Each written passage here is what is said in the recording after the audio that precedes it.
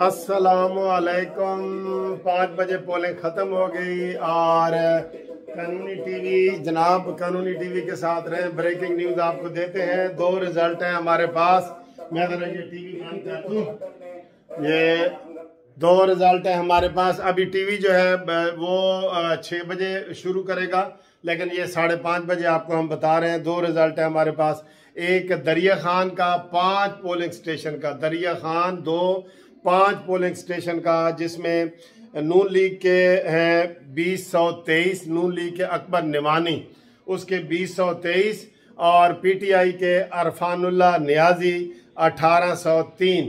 इस तरह ये 200 वोटों की अक्सरियत से पोलिंग स्टेशन से नून लीग आगे जा रही है। नून लीग आगे जा रही है। मुबारका मुबारका मुबारका। ठीक है जी। अब दूसरा रिजल्ट आपको बताएं पिंडी से PP7 से जनाब ये शेर के पहले बताएं आपको क्रेन TNP के निकले हैं 233 और उसके बाद बल्ला के निकले हैं 321 और उसके बाद शेर 1316 PP7। ये जनाब आपको 2 रिजल्ट बता रहे हैं टोकन के तौर पे। अभी हमारा सिलसिला आपके साथ चलता रहेगा।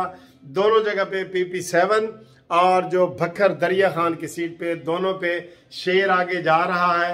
इंशाल्लाह ताला हम आपको इसी तरह ब्रेकिंग न्यूज़ देते रहेंगे। मेरा ये दावा है कि YouTube के ऊपर सबसे पहले कानूनी टीवी आपको खबर देगा।